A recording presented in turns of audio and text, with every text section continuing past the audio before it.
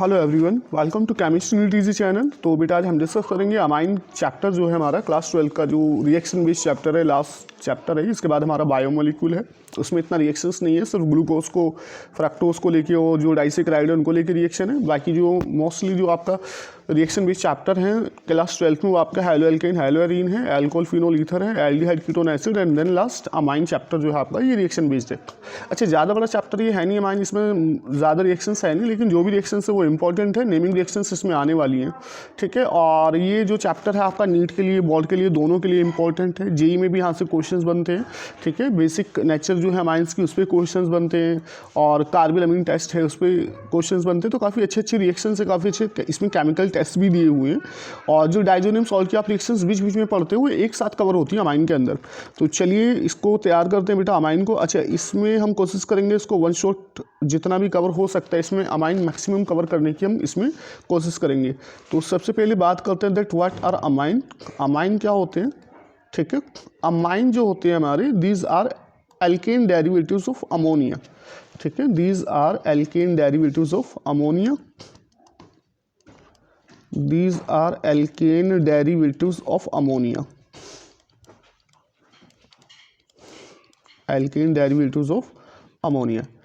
It means ये हम ammonia से बनाएंगे। अमोनिया से आप एक दो या और भी हाइड्रोजन रिप्लेस करोगे जब किसी एल्काइल ग्रुप के थ्रू, तब हमें अमाइंस प्रिपेयर हो जाते हैं हमारे। यानी रिप्लेसमेंट ऑफ वन और more hydrogen from ammonia we can produce amines. तो देखो, अगर हम एक हाइड्रोजन एक एल्काइल ग्रुप से रिप्लेस कर दें तो हमें क्या मिलने वाला है, RnH2, ठीक है। हमने एक हाइड्रोजन को रिप्लेस कर दिया, एक एल्काइल ग्रुप से क्या मिलेगा, RnH2। हमने इसके बाद दूसरा हाइड्रोजन भी हमने रिप्लेस कर दिया, दूसरा हाइड्रोजन यहाँ से हमने हटा दिया NH2 से, और यहाँ से हमने NH3 से हाइड्रोजन हटाया था, एल्काइल ग्रुप लगाया था। जब दूसरा एल्काइल ग्रुप अटैच करोगे इससे हाइड्रोजन रिप्लेस करके तो हमें मिलेगा R2NH, ठीक। और जब हम तीसरा हाइड्रोजन भी किसी एल्काइल ग्रुप के थ्रू रिप्लेस कर देंगे तो हमें मिलेगा R3N, ठीक है। अब ये क्लासिफिकेशन जो है ये अमाइंस के क्लासिफिकेशन में भी आता है। तो देखो, अगर नाइट्रोजन से सिर्फ एक कार्बन जुड़ा हुआ है तो ये हमारा 1 डिग्री अमाइन होता है, प्राइमरी। और अगर नाइट्रोजन से 2 एल्काइल ग्रुप लगे हैं, 2 कार्बन से ये अटैच है, तो ये हो जाता है हमारा 2 डिग्री अमाइन। और अगर 3 कार्बन या 3 एल्काइल ग्रुप लगे हैं तो ये हो जाता है हमारा टर्शियरी अमाइन। यानी ये कुछ ऐसे होगा, अगर हमें 1 डिग्री अमाइन की बात करें तो देखो 1 डिग्री अमाइन में क्या होगा, एक ही कार्बन आपका किससे जुड़ा होगा, नाइट्रोजन से, ठीक। अब या इसको अल्काइल ग्रुप मान लो आप, ये हमारा जो कार्बन है ये क्या है, हमारा अल्काइल ग्रुप का कार्बन है ये, ठीक है। इसी तरह अगर हमारा 2 कार्बन जुड़े होंगे नाइट्रोजन से, ठीक है, ये आपको देखना है, तो ये हमारा कैसा हो गया, 2 डिग्री अमाइन।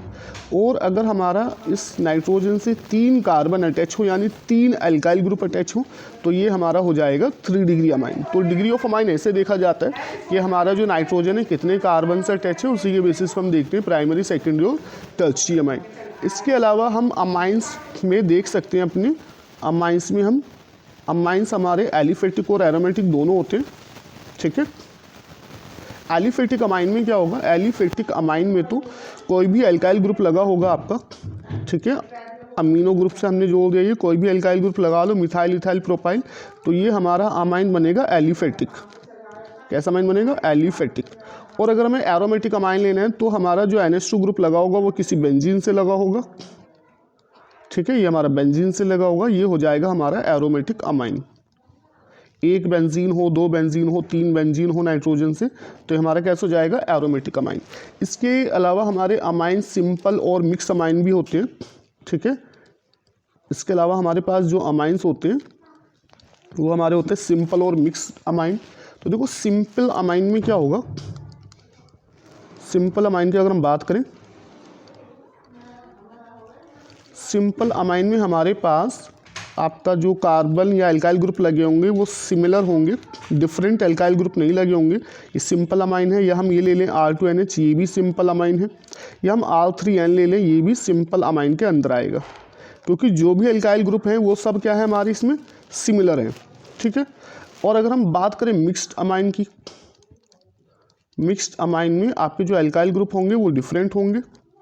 मिक्स अमाइंस में सपोज हमने नाइट्रोजन से एक एल्काइल ग्रुप R लगा दिया और दूसरा हमने ले लिया R डैश, तो ये हो जाएगा मिक्स्ड अमाइन के अंदर। या हम ये करें कि एक एल्काइल ग्रुप लगा दें नाइट्रोजन से और एक हम लगा दें बेंजीन हम जोड़ दें, इससे एराइल ग्रुप लगा दें एरीन, तो ये हमारा हो जाएगा मिक्स्ड अमाइन। तो ये ओवरऑल आपका अमाइन के बारे में, लेकिन आपको याद ये रखना है 1 डिग्री 2 डिग्री और 3 डिग्री अमाइन के बारे में याद रखना है कि हम कैसे आइडेंटिफाई करेंगे प्राइमरी सेकेंडरी और टर्शरी को।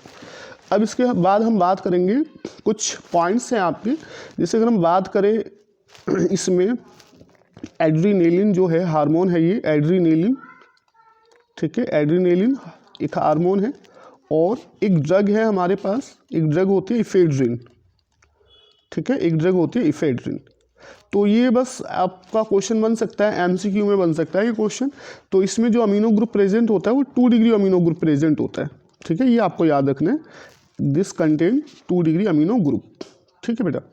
अच्छा, तीसरा एक आपने बहुत कॉमन सी कफ सिरप देखी होगी, बेनाड्रिल, ठीक है, बेनाड्रिल है एक आपका कफ सिरप है, ये आपका बेनाड्रिल होता है cough syrup.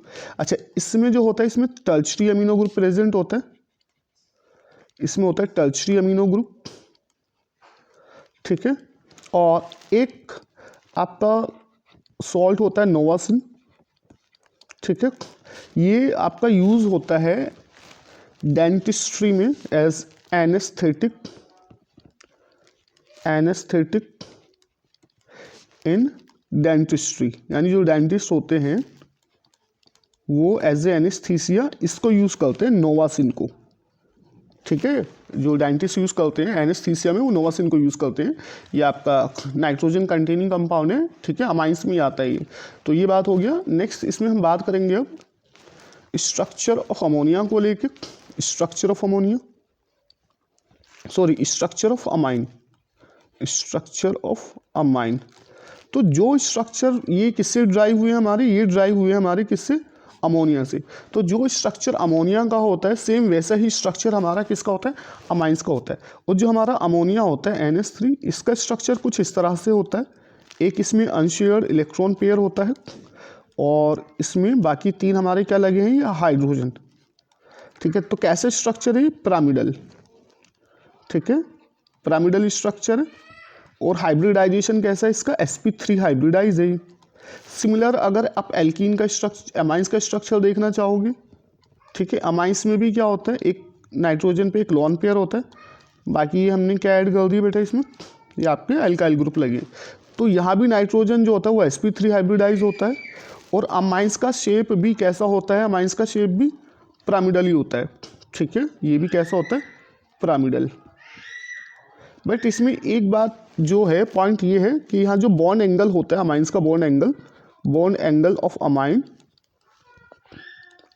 It is less than 109 degree 28 minute. क्योंकि जब sp3 हाइब्रिडाइज होता है ना, कोई कंपाउंड sp3 हाइब्रिडाइज होता है, कोई एटम, सेंट्रल एटम, तो बॉन्ड एंगल कितना आता है, 109 डिग्री 28 मिनट। बट यहाँ अमाइन के अंदर जो बॉन्ड एंगल है वो 109 डिग्री 28 मिनट से क्या होता है, कम होता है। तो ये क्वेश्चन आ जाता है कि अमाइन में जो bond angle sp3 hybridise nitrogen होते हुए भी 109 डिग्री क्यों होता है। तो रीज़न उसमें ये है, it is due to presence of one unshared pair of electron और नाइट्रोजन, ठीक है, ये रीज़न है। अमाइंस में जो नाइट्रोजन के पास होता है 1 अनशेयर्ड पेयर इलेक्ट्रॉन होता है, जिस वजह से ये कैसे होते हैं, बॉन्ड एंगल इनका कम होता है, ठीक है, क्लियर। नेक्स्ट हमारा जो पॉइंट हम डिस्कस करेंगे आफ्टर स्ट्रक्चर को लेके, क्लासिफिकेशन हमने पढ़ लिया है, IPSC नेमिंग पे हम डिस्कस करेंगे इसमें, ठीक है, IPSC नोमेनक्लेचर। तो IPSC नेमिंग में आपको बता दूं, IPSC नेमिंग में हमें क्या याद रखना है, जब हम अमाइंस की IPSC नेमिंग करेंगे, ठीक है, तो इसमें आपको याद रखना है एक ये एल्केन अमाइन, ठीक, एल्केन अमाइन, ये नाम आपको बस याद रखना है। अच्छा, एल्केन अमाइन में आपको ये देखना पड़ेगा कितने कार्बन का अल्काइल ग्रुप है, प्लस उसमें क्या ऐड कर देना है, अमाइन ऐड कर देना है, तो हमें IPSC नेमिंग पता चल जाएगा। जैसे देखो हमारे पास है CH3NH2। अब हमें पता है कि जो अल्काइल ग्रुप है 1 कार्बन है, और 1 कार्बन जो हमारा 1 कार्बन का एल्केन क्या होता है, मीथेन, प्लस हमें क्या ऐड कर देना है, अमाइन। तो इसका जो नेम हो जाएगा वो क्या हो जाएगा हमारे पास, मीथेन अमाइन। क्या नाम हो जाएगा इसका, मीथेन अमाइन। क्लासिफिकेशन, ये जो IPSC नेमिंग है अमाइंस का ज़्यादा टिपिकल नहीं है। और देखो अगर हम 2 कार्बन का एल्काइल ग्रुप ले लेते हैं NH2 के साथ, ठीक है। तो ये क्या हो जाएगा हमारे पास, 2 कार्बन का एल्काइल क्या होता है, 2 कार्बन का एल्केन क्या होता है, इथेन। तो ये हमारे पास क्या हो जाएगा, ethane amine, ethane amine. Propane amine की बात करेंगे तो 3 कार्बन का एल्काइल लगा होगा आपके पास, CH3 CH2 CH2 NH2, ये क्या हो जाएगा, प्रोपेन अमाइन, ठीक, प्रोपेन अमाइन। अच्छा, अगर हम नाइट्रोजन को ऐसे लिख लें, इसको NH मतलब जो नाइट्रोजन के हाइड्रोजन है उनको रिप्लेस कर दें 2 एल्काइल ग्रुप से इस तरह से, अब इसका नेम क्या होगा। तो देखो इस तरह का नेमिंग में आपको क्या देखना है, एक तो ये देखो कि नाइट्रोजन से, अब देखो ये वाला जो है ये सिंपल अमाइन है, इसमें दोनों एल्काइल ग्रुप क्या है, सेम है। तो सिंपल अमाइन में आप किसी को भी एल्केन अमाइन ले लो, लेकिन एक एल्काइल ग्रुप का आप सब्स्टिट्यूएंट बनाओगे। जैसे नाइट्रोजन से मिथाइल जुड़ा हुआ है, तो हम अब नाइट्रोजन से मिथाइल जुड़ा हुआ है तो उसको क्या लिख देंगे, एन मिथाइल। क्या लिख देंगे इसको, एन मिथाइल। ये तो हो गया, यानी ये वाला जो मिथाइल ग्रुप जुड़ा हुआ है नाइट्रोजन से, इसको हमने क्या लिख दिया, एन मिथाइल। एन मिथाइल क्यों लिखा, क्योंकि नाइट्रोजन से जुड़ा हुआ है। बाकी ये जो है, ये वाला जो पोर्शन है, इसको आप एल्केन अमाइन बना लो इसको। ये क्या, अब ये एक कार्बन का जो अमाइन है ये क्या हो जाएगा, मीथेन अमाइन। तो हो जाएगा हमारा एन मिथाइल मीथेन अमाइन, ठीक है। अभी तो सिंपल है, अगर हमारा डिफरेंट होता, सपोज ऐसे हुआ होता, ये CH3 NH CH2 CH3। अब जैसे ये हमारा दिया हुआ है, अच्छा इसमें क्या देखोगे, इसमें अब तुम्हें देखना है कि बड़ी कार्बन चेन कौन से, बड़ी कार्बन चेन कौन सी, ये वाली हमारी बड़ी कार्बन चेन है 2 कार्बन की, और ये 1 कार्बन की। तो जो बड़ी कार्बन चेन है उसको तो हमें लेना है अमाइन के साथ, है ना। ये ऐसे, ये तो क्या हो जाएगा, पूरा हमारा अमाइन हो जाएगा ये, ठीक है, एल्केन अमाइन। ये क्या हो जाएगा, इथेन अमाइन। और नाइट्रोजन से मिथाइल जुड़ा हुआ है तो इसका नाम क्या हो जाएगा, N methyl, N methyl ethane amine, ठीक है, एन मिथाइल इथेन अमाइन, ये नेम हो जाएगा इसका, ठीक है। नेक्स्ट देखो, जैसे ये हमारा CH3, सारे हाइड्रोजन रिप्लेस कर दो मिथाइल इससे किसी एल्काइल ग्रुप से, और ये हो गया हमारा CH2 CH3। अब यहाँ ध्यान से देखो, यहाँ पे नाइट्रोजन के साथ कितने एल्काइल ग्रुप लगे हैं, 3, लेकिन 2 हमारे पास क्या है, मिथाइल। ये मिथाइल है और ये मिथाइल है। तो इसका नेमिंग हम कैसे लिखेंगे, नाइट्रोजन से 2 मिथाइल लगे हुए हैं तो हम इसको नाम लिखेंगे NN डाई मिथाइल, ठीक है। ये क्या हो जाएगा, NN डाई मिथाइल। और फिर जो बड़ी कार्बन चेन है वो हम नाइट्रोजन के साथ ले लेंगे अमाइन के अंदर, उसको हम एल्केन अमाइन में ले लेंगे इसको। और 2 कार्बन का अमाइन क्या होता है, इथेन अमाइन। तो ये हमारा नाम क्या हो जाएगा इसमें, NN di methyl ethane amine, ethane amine, ठीक है। दूसरा देखो, इसमें नेक्स्ट एग्जाम्पल ले लेते हैं।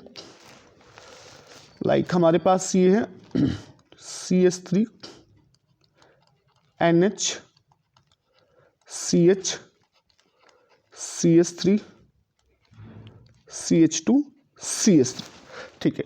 अब जो बड़ी कार्बन चेन है उसको तो अमाइन के साथ लेना है, बाकी हमारा जो सब्स्टिट्यूएंट है वो क्या हो जाएगा, ये अभी नाइट्रोजन से जुड़ा हुआ है तो इसको हम क्या लिख देंगे, एन मिथाइल, ठीक है, एन मिथाइल। ये तो क्या हो गया, एन मिथाइल, ठीक है। अब जो कार्बन चेन है, बड़ी कार्बन चेन, उसकी नंबरिंग करोगे तो नंबरिंग यहाँ से होगा 1 2 3 4। तो जो हमारा NH है, जो अमाइन ग्रुप है, वो कौन सी पोजीशन पे गया है, सेकंड पे।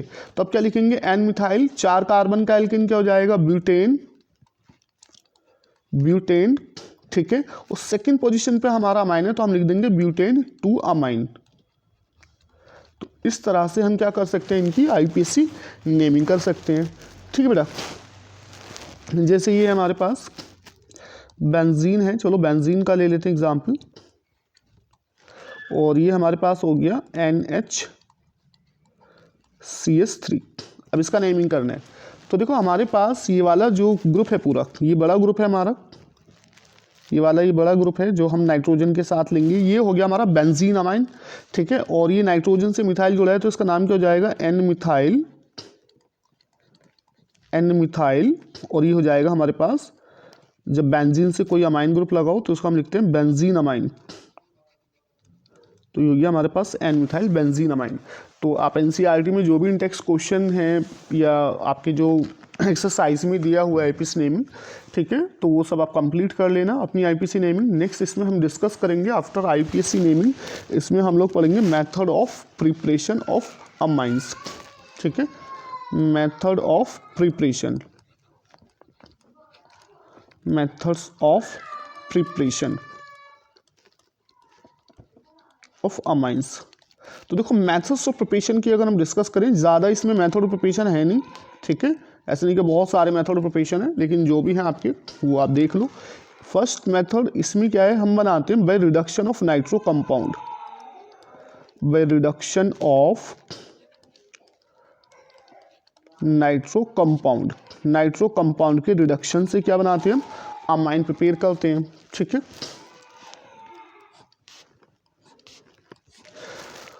तो वो देख लेना कि हमारा जो नाइट्रो कंपाउंड दिया है वो कितने कार्बन का, सेम कार्बन का हमारा अमाइन बनाएगा। अब इसमें क्या करते हैं हम, रिडक्शन के लिए आप इसमें आइदर हम hydrogen in transition metal use कर लें, निकिल प्लेटिनम पैलेडियम, या हम रिडक्शन के लिए लिथियम एल्यूमिनियम हाइड्राइड यूज़ कर लें, LiLH4, ये भी अच्छा रिड्यूसिंग एजेंट है, या हम यूज़ कर लें NaBH4 as a reducing agent. ये क्या करेंगे, ये NO2 को रिड्यूस कर देंगे NH2 में, NO2 को किस में रिड्यूस कर देंगे, NH2 में। तो जितने कार्बन का भी नाइट्रो कंपाउंड है, सेम कार्बन का हमें क्या मिल जाएगा, अमाइन मिल जाएगा। जैसे फॉर एग्जांपल देखिए ज़रा, हमारे पास अगर ये है CH3 CH2 NO2, ठीक है। अब अगर तुम्हें कन्वर्जन आता है कि अगर हम इसका रिडक्शन कर लें, अब रिडक्शन के लिए कोई भी रिड्यूसिंग एजेंट यूज़ करो, मोस्टली तो reducing agent lithium aluminium hydride और सोडियम बोरोहाइड्राइड दिखते हैं हमें। अभी NO2 को किस में रिड्यूस कर देगा, NH2 में। किस में रिड्यूस कर देगा, NH2 में। तो ये हमारा क्या बन जाएगा, CH3 CH2 NH2। कहने का मतलब ये है जितने कार्बन का आपका नाइट्रो एल्केन है उस सेम कार्बन की आपकी अमाइन बनेगी, और NO2 को किस में रिड्यूस कर देना है, NH2 में रिड्यूस कर देना है, ठीक है। अब दूसरा एग्जाम्पल देखो ज़रा, ये हमारे पास बेंजीन है, ठीक है। इस पर हमारा ये लगा हुआ है NO2 ग्रुप, इसको रिड्यूस कराएं अगर हम, ठीक है। अगर हम इसका रिडक्शन कराते हैं तो इसके रिडक्शन के लिए हम यूज़ कर लेते हैं SnHCl या FeHCl, ठीक है। ये भी रिडक्शन कराते हैं। ये रिडक्शन कराएंगे, NO2 को किस में रिड्यूस करा देंगे, NH2 में। तो हमारा ये बन जाएगा, ठीक है। NO2 किस में रिड्यूस हो जाएगा, NH2 में। अब यहाँ पे क्वेश्चन ये आता है कि हम यहाँ पे जब रिडक्शन कराएंगे नाइट्रोबेंजीन का एनिलीन में, ये नाइट्रोबेंजीन है और ये क्या हमारा एनिलीन है, इसमें जब हम इसका रिडक्शन कराएंगे तो हम जो FeHCl को ज़्यादा प्रीफर करते हैं, ठीक है। For the reduction FeHCl is preferred. अब इसको क्यों प्रीफर किया जाता है FeHCl को, प्रीफर्ड बिकॉज जो हमारा बाय साइड प्रोडक्ट जो हमें मिलता है, बाय साइड प्रोडक्ट वो हमें FeCl2 मिलता है, FeCl2 which on hydrolysis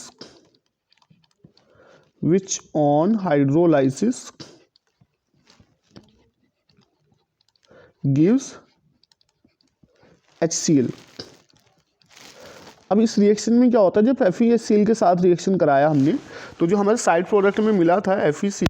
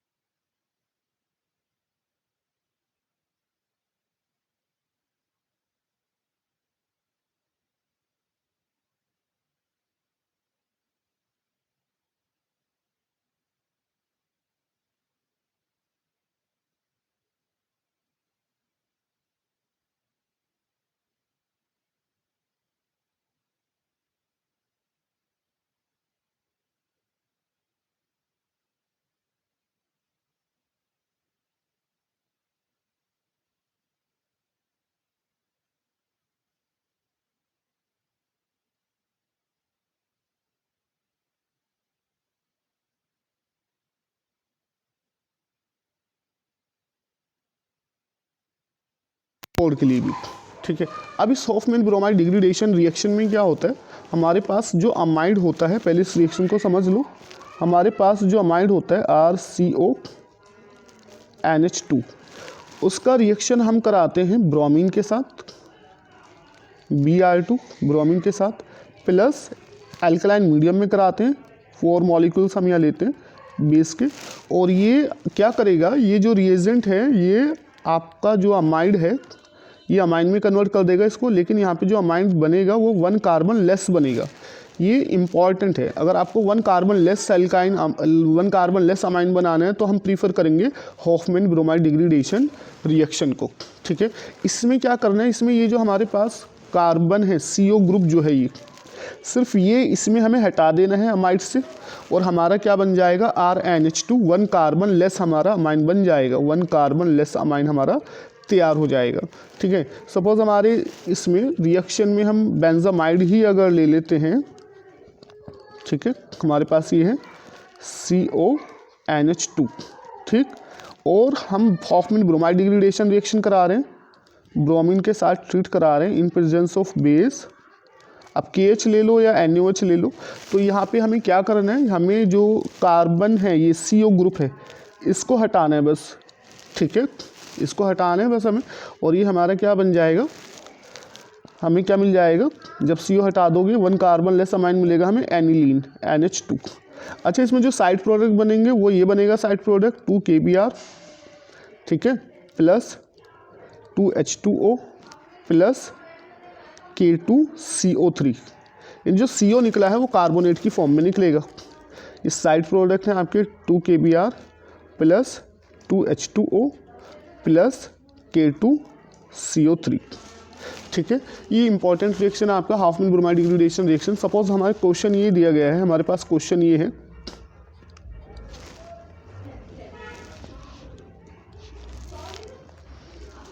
that हमें कन्वर्ट करना है CH3COOH, ठीक है, एसिटिक एसिड है, इसको हमें किस में कन्वर्ट करना है CH3NH2। तो यहाँ पे हमें कैसा बनाना है, अमाइन 1 कार्बन लेस अमाइन हमें यहाँ पे तैयार करना है। तो देखो इसको कैसे प्रीफर करोगे, हमें पता है 1 कार्बन लेस अमाइन बनाना है तो किसके थ्रू जाएगा, हॉफमैन ब्रोमाइड डिग्रेडेशन रिएक्शन के थ्रू। और हॉफमैन ब्रोमाइड डिग्रेडेशन रिएक्शन के लिए हमें क्या चाहिए, अमाइड, तो इसको अमाइड में कन्वर्ट करना पड़ेगा। तो उसको क्या करेंगे, हम अमोनिया के साथ रिएक्शन करा देंगे। एसिड का रिएक्शन किसके साथ कराएंगे, अमोनिया के साथ, और हमें अमोनियम एसीटेट मिल जाएगा CH3COO माइनस NH4 प्लस, ठीक है। इसके बाद क्या करेंगे, हम इसको हीट कर देंगे, हीट करेंगे ये वाटर निकल जाएगा यहाँ से H2O, और हमें क्या मिल जाएगा, अमाइड मिल जाएगा CH3CONH2, ये हमें मिल जाएगा, ठीक है। और इसके बाद क्या करेंगे, हम CH3CONH2 को किस में कन्वर्ट करेंगे, CH3NH2 में। कौन सा रिएक्शन है ये, हॉफमैन ब्रोमाइड डिग्रेडेशन रिएक्शन। जो भी अमाइड है 1 कार्बन लेस अमाइन जो आपका अमाइड है उससे एक CO को हटा देगा ये, ठीक है, CO को निकाल देगा, और हमें क्या मिल जाएगा CH3NH2 हमें मिल जाएगा, 1 कार्बन लेस अमाइन हमें मिल जाएगा, ठीक है। ये आपकी इस तरह से कन्वर्जन बनते हैं, लेकिन रिएक्शंस वगैरह अगर आपको पता होंगी, याद होंगी, ठीक है, तभी आप ये कन्वर्जन बेस्ड क्वेश्चंस बना पाओगे। कई बार सीधे सीधे कन्वर्जन भी आ जाते हैं, ठीक है। तो चलिए ये हो गया हमारा नेक्स्ट, जो हमारा नेक्स्ट प्रिपरेशन है 5th preparation using Gabriel phthalimide synthesis, ठीक है, using Gabriel phthalimide synthesis. Again important reaction है Gabriel phthalimide synthesis, Gabriel phthalimide synthesis, ठीक है। अब ये बहुत इंपॉर्टेंट रिएक्शन है, नेमिंग रिएक्शन है गैब्रियल थेल्माइड सिंथेसिस। इस पर जो रीजनिंग क्वेश्चन बनता है वो भी बताएंगे किस तरह से इस पर रीजनिंग क्वेश्चन बनता है। तो देखो हमारे पास गैब्रियल थेल्माइड सिंथेसिस जो ये रिएक्शन है, इसमें क्या होता है, हमारे पास थैलिमाइड होता है, ठीक है, ये CO, ये हमारे पास थैलिमाइड है NH, दिस इज थैलिमाइड। इसका रिएक्शन हम कराएंगे बेस के साथ KOH, ठीक। जब हम इसको बेस के साथ ट्रीट कराएंगे तो ये हमारा H2O निकल जाएगा, ये HOH, ठीक है। तो हमारे पास हमें ये मिलेगा पोटेशियम थैलिमाइड, ये CO N minus K plus, ये हमें मिल जाएगा। इसके बाद इसका रिएक्शन जो होगा वो होगा एल्काइल हैलाइड के साथ, किसी जो भी हमें अमाइन बनाना है एल्काइल हैलाइड के साथ रिएक्शन कराएंगे। और ये जो रिएक्शन है ये जो बेटा रिएक्शन है ये आपका न्यूक्लियोफिलिक सब्स्टिट्यूशन रिएक्शन है। कैसी रिएक्शन है? Nucleophilic substitution reaction. अब इसमें क्या होगा, ये जो अल्काइल हैलाइड है ना, ये जो आपका हेलोजन है ये किसके साथ किसको लेके चला जाएगा? आपका K+ को, और ये अल्काइल ग्रुप नाइट्रोजन से बॉन्ड बना लेगा। ये अल्काइल ग्रुप किससे बॉन्ड बना लेगा? नाइट्रोजन से। तो हमारे पास जो स्ट्रक्चर मिलेगा वो ये मिलेगा CONR, ये स्ट्रक्चर मिल जाएगा। इसके बाद हम इसको ट्रीट करा लें, आइदर हाइड्रोलाइसिस करा दें या 2 मोल NaOH के ले लें। ठीक है, तो हमारे पास जो हमें कंपाउंड मिलेगा, एक तो हमें मिल जाएगा ये जो Rn है, इससे हाइड्रोजन जुड़ेगा, 2 H2 जुड़ेंगे। ये आप ऐसे ब्रेक कर लेना इसको, मतलब इसको कैसे ब्रेक करोगे आप, यहाँ से देखो, इसको ब्रेक करो यहाँ, इसको ब्रेक करो यहाँ पे। अब NaOH में से जो हाइड्रोजन है, ठीक है, अब जो हाइड्रोजन है वो तो आप इधर लगा दो, ये हाइड्रोजन NaOH से इधर आ जाएंगे। बाकी ONA किसके साथ जुड़ जाएगा? CO के साथ। तो हमारा कंपाउंड क्या बनेगा? RNH2 बन जाएगा हमारा कंपाउंड, यानी हमारे पास अमाइन बनेगा 1 डिग्री अमाइन, प्लस हमारा ये साइड प्रोडक्ट बन जाएगा COONA। ठीक है, COONA, ONA हमने इससे जोड़ दिया। तो हमें जो अमाइन मिला है दिस इज 1 डिग्री, और कैसा अमाइन है? एलिफेटिक अमाइन है। कैसा अमाइन है? एलिफेटिक, 1 डिग्री एलिफेटिक अमाइन हमें यहाँ से मिलेगा through the Gabriel phthalimide synthesis. अब क्वेश्चन ये बनता है कि through the Gabriel phthalimide synthesis we can not prepare aromatic amine. ठीक है, ये नोट पॉइंट में याद रखिएगा दैट हम गैब्रियल थैलिमाइड सिंथेसिस के थ्रू एरोमेटिक अमाइन तैयार नहीं कर सकते। बाकी जो पीछे मेथड थे उनसे हम एरोमेटिक अमाइन बना सकते हैं, बट गैब्रियल थैलिमाइड सिंथेसिस के थ्रू हम एरोमेटिक अमाइन नहीं बना सकते, और वो भी कैसे? 1 डिग्री एरोमेटिक। तो गैब्रियल थैलिमाइड सिंथेसिस से सिर्फ 1 डिग्री एलिफेटिक अमाइन बनेगा। ठीक है, we can not prepare aromatic amine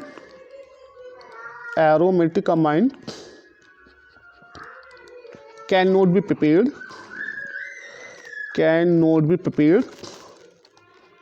by this method, cannot be prepared by this method। अब रीज़न क्या हो सकता है यहाँ पे दैट हम एरोमेटिक अमाइन क्यों नहीं बना सकते इस मेथड के थ्रू? रीज़न ये है कि अगर हमें एरोमेटिक अमाइन बनाना है तो हमें RX जो है यहाँ पे एराइल हैलाइड लेना पड़ेगा। क्या लेना पड़ेगा? अगर हमें ये बनाना है एराइल हैलाइड, और हमें पता है कि जो हैलो एरीन होते हैं वहाँ पे जो आपका एराइल हैलाइड में जो लॉन पेयर है ये किस में चला जाता है? रेजोनेंस में बेंजीन के साथ, और यहाँ पे क्या आ जाता है? पार्शियल डबल बॉन्ड कैरेक्टर, जिससे इसकी लीविंग ग्रुप टेंडेंसी क्या हो जाती है? कम हो जाती है। ठीक है, तो aromatic amine can not be prepared by this method because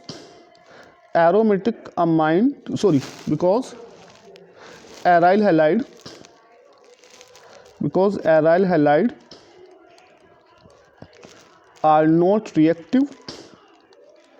are not reactive towards nucleophilic substitution reaction. क्यों नहीं होते?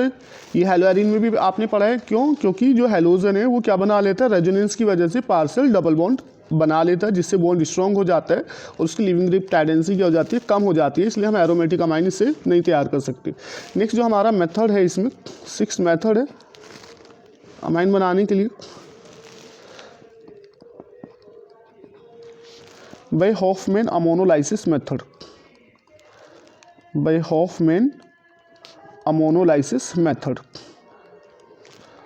अब इसमें क्या होता है? हॉफमैन अमोनोलाइसिस मेथड में हम एल्काइल हैलाइड का रिएक्शन कराते हैं किसके साथ? अमोनिया के साथ। ठीक है, हॉफमैन अमोनोलाइसिस मेथड में क्या होता है? जो हमारे पास एल्काइल हैलाइड है, ये भी आपका सब्स्टिट्यूशन रिएक्शन का ही एग्जाम्पल है। एल्काइल हैलाइड का रिएक्शन हम किससे कराते हैं? अमोनिया के साथ, NH3 के साथ। और यहाँ पे क्या होता है हमारा? ठीक है, इसको ऐसे लिखो यहाँ पे दैट ये जो अमोनिया है एज ए न्यूक्लियोफाइल, ठीक है, ammonia as a nucleophile attack करेगा एल्काइल हैलाइड के ऊपर। ठीक है, ये एज ए अटैक करेगा इसके ऊपर, और ये क्या रिप्लेस कर देगा यहाँ से? हेलोजन को। ठीक है, तो ये हमारा क्या बनेगा? RNH3+ बन जाएगा। इसके बाद ये जो X- निकला है, ये X- यहाँ से हाइड्रोजन को ले लेगा और ये HX बना लेगा, और जब हाइड्रोजन को ले लेगा यहाँ से डीप्रोटोनेशन होगा, हमें मिल जाएगा क्या? RNH2, ये हमें मिल जाएगा। और अगर हम सिंपली देखें तो रिएक्शन कुछ इस तरह से होता है कि ये जो हमारा हेलोजन है RX और NH3 को हम ऐसे लिख सकते हैं HNH2। ठीक है, तो इस रिएक्शन में क्या हुआ है, इस रिएक्शन में आपका ये रिमूव हुए हैं, हेलोजन किसको लेके गया है, अमोनिया से हाइड्रोजन को, और ये हमारा क्या बना है, अमाइन बना है RNH2। ये भी आपका सब्स्टिट्यूशन रिएक्शन का एग्जाम्पल है, it is example of substitution reaction. अब इसमें एक चीज़ आपको पॉइंट आउट करने वाला पॉइंट ये है दैट अगर हमने एल्काइल हैलाइड के साथ अमोनिया एक्सेस में लिया, ठीक है, हमने अमोनिया क्या लिया, एक्सेस में, तो हमें सिर्फ सिंगल एल्काइलेटेड अमाइन मिलेगा, ये RNH2 प्लस HX, क्या मिलेगा हमें, सिर्फ 1 डिग्री अमाइन हमें मिलेगा। बट अगर हमने कंडीशन ये चेंज कर दी कि हमने एल्काइल हैलाइड जो लिया है वो एक्सेस में ले लिया, ठीक है, कोई भी एल्काइल हैलाइड हमने एक्सेस में ले लिया अमोनिया के साथ, ठीक है, तो इस केस में बार बार एल्काइलेशन होगा जब तक सभी हाइड्रोजन रिप्लेस नहीं हो जाते हैं एल्काइल ग्रुप के थ्रू। तो पहले तो क्या बना, RNH2 बन गया, ठीक है, एल्काइल हैलाइड एक्सेस में लिया हुआ है, फिर से ये एल्काइल हैलाइड रिएक्शन करेगा और क्या रिमूव करा देगा, ये हेलोजन HX हाइड्रोजन रिमूव करा देगा NH2 से, ठीक है, और ये जो एल्काइल ग्रुप है किससे जुड़ जाएगा, नाइट्रोजन से, और क्या बनेगा, R2NH बन जाएगा।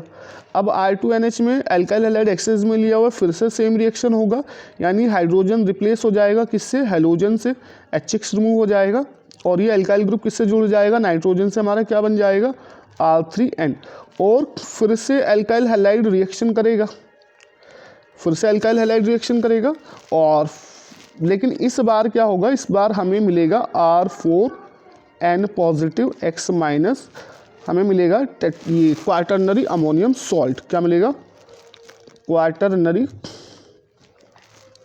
अमोनियम सॉल्ट, ठीक है, क्वाटरनरी अमोनियम सॉल्ट। जबकि जब हमने एक्सेस में लिया था, एल्काइल हैलाइड एक्सेस में लिया था, तो हमें क्या क्या मिला था, 1 डिग्री अमाइन भी मिला था, 2 डिग्री अमाइन भी मिला था, 3 डिग्री अमाइन मिला था, और क्या मिला था हमें, क्वाटरनरी अमोनियम सॉल्ट मिला था। तो ये जनरली ये जो रिएक्शन है, ये जो रिएक्शन है एल्काइल हैलाइड एक्सेस में लेके अमोनिया के साथ रिएक्शन करा के जो 1 degree 2 degree 3 degree quaternary ammonium salt मिलेगा, this reaction is not preferred, इस रिएक्शन को ज़्यादातर प्रीफर नहीं किया जाता है, is not preferred because it gives mixture of amines, it gives mixture of 1 degree 2 degree 3 degree amines which are difficult to separate, which are difficult to separate, इन्हें separate करना difficult हो जाता है, इसलिए हम इस रिएक्शन को प्रीफर नहीं करते हैं अमाइंस बनाने के लिए। हालांकि अगर आप अमोनिया एक्सेस में लेते हो तब आपको सिर्फ क्या मिलेगा, 1 डिग्री और प्राइमरी अमाइन, क्लियर, ठीक है। ये हमारे क्या हो गए, मेथड्स ऑफ प्रिपरेशन, ठीक है। अगर हम ये रिएक्शन कराते हैं, सपोज आपको क्वेश्चन में ये दिया गया है that CH3 CH2 CH3 CH2 NH2, ठीक है, और हमने इसका रिएक्शन कराया है 2 मोल्स ऑफ, हमने इसका रिएक्शन कराया है किसके साथ, 2 moles of CH3 CH2Cl। Now what will be the product, ठीक है। तो हमारा क्या प्रोडक्ट बनने वाला है, अगर इस सेम ये रिएक्शन है तो देखो यहाँ पे क्या हुआ होगा, इस रिएक्शन के अंदर जो हमारा ये है CH3 CH2 NH2, ठीक है, और हमारे पास एल्काइल हैलाइड क्या है, CH3 CH2 Cl। ये एग्जाम्पल है न्यूक्लियोफिलिक सब्स्टिट्यूशन रिएक्शन का। तो अमाइन के पास जो नाइट्रोजन लॉन पेयर है तो ये एज ए न्यूक्लियोफाइल अटैक करेगा इस कार्बन पे और ये इस क्लोरीन को रिमूव करा देगा, ठीक है, और हमारे पास क्या बनेगा, CH3 CH2 होल ट्वाइस, ठीक है, होल ट्वाइस NH2 प्लस, ये हमारे पास बन जाएगा। देन इसके बाद क्या होगा, ये जो क्लोरीन हमने निकाला था Cl माइनस, यहाँ से हाइड्रोजन को ले लेगा और ये रिमूव करा देगा HCl, और हमें क्या मिल जाएगा, CH3 CH2 whole twice NH। कैसा अमाइन मिला हमें, 2 डिग्री अमाइन। फिर नेक्स्ट जो आपका एल्काइल हैलाइड है CH3 CH2Cl। इथाइल क्लोराइड फिर से क्या करेगा, हाइड्रोजन को रिप्लेस करा देगा, ये क्लोरीन, ठीक है। और हमारे पास क्या बनेगा, CH3CH2 होल थ्राइस N। तो हमारे पास क्या मिल जाएगा, 3 डिग्री अमाइन। तो रिएक्शन बहुत सिंपल है। एल्काइल हैलाइड और अमोनिया के बीच या एल्काइल हैलाइड अमाइन के बीच क्या करना है, जो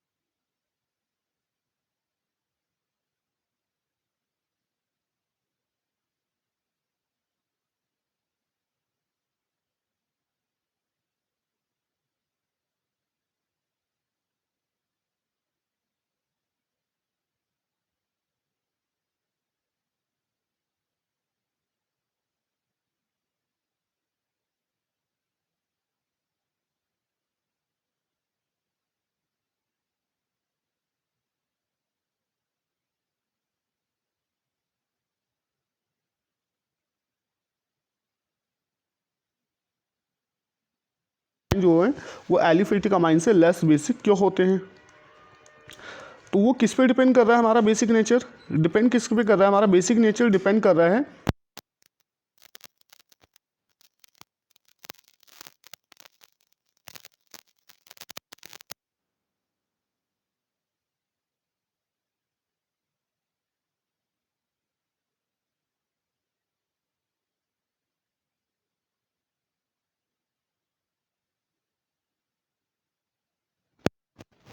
क्या हो जाएगी, कम हो जाएगी। एलिफेटिक अमाइन में ये जो नाइट्रोजन पे लॉन पेयर है ये किस में चला जाता है? रेजोनेंस में चला जाता है। किस में चला जाता है? रेजोनेंस में। जिस वजह से जो लॉन पेयर की अवेलेबिलिटी है या ये कह लो जो प्रोटोनेशन की टेंडेंसी है वो क्या हो जाएगी? कम हो जाएगी due to resonance in aromatic amine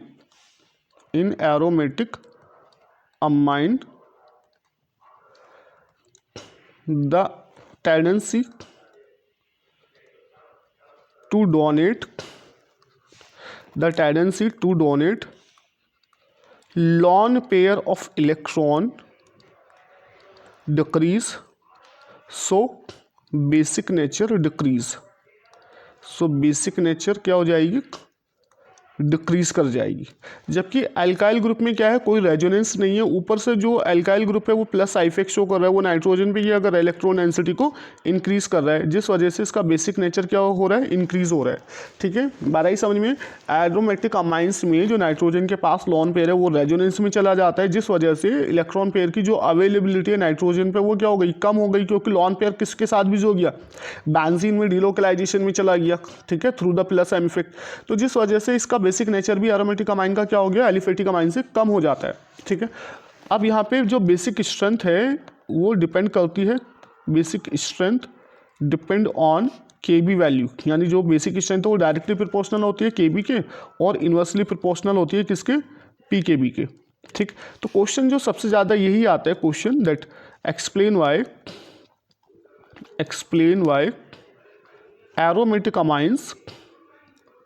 aromatic amines में आप एरोमेटिक अमाइन और aniline has greater pKb value than aliphatic amine, या मिथाइल अमाइन कह दो, ethyl amine, then methyl amine और एलिफेटिक अमाइन। ठीक है, और एलिफेटिक अमाइन। रीज़न क्या आएगा? एनिलीन या एरोमेटिक अमाइन का पीकेबी वैल्यू हाई क्यों होता है? High pKb value of aniline, why of aniline due to less basic nature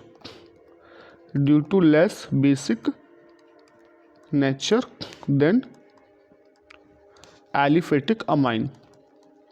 तो एलिफेटिक अमाइन से जो एनिलीन है, एरोमेटिक अमाइन है, इनका बेसिक नेचर लेस होता है, इसलिए इनकी पीकेबी वैल्यू क्या होती है? हाई होती है।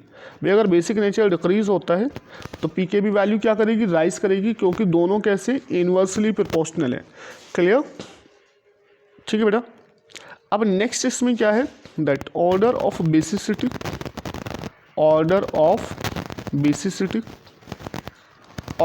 बेसिसिटी जो है हमारा, अगर हम गैसियस फेज में देखें, order of basicity in gaseous phase, तो वो क्या रहेगा? वो ऑर्डर रहेगा 3 degree amine are more basic than 2 degree, 2 degree amines are more basic than 1 degree, 1 degree amine are more basic than ammonia.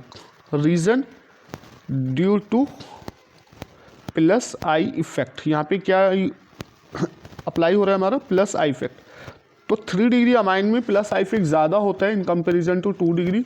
ठीक है, क्योंकि 3 डिग्री अमाइन में जो आपका अमाइन है उसमें 3 एल्काइल ग्रुप लगेंगे और ये एल्काइल ग्रुप क्या शो करते हैं? Plus I effect.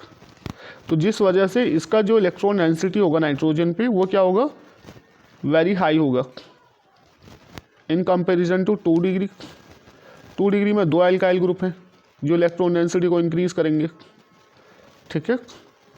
तो इसमें बेसिक नेचर कम हो जाएगा, जबकि जो 1 डिग्री है उस पर सिर्फ एक ही है एल्काइल ग्रुप जो इलेक्ट्रॉन डेंसिटी को बढ़ाएगा, जबकि अमोनिया में होता ही नहीं है एल्काइल ग्रुप जो इलेक्ट्रॉन डेंसिटी को बढ़ाए नाइट्रोजन पे।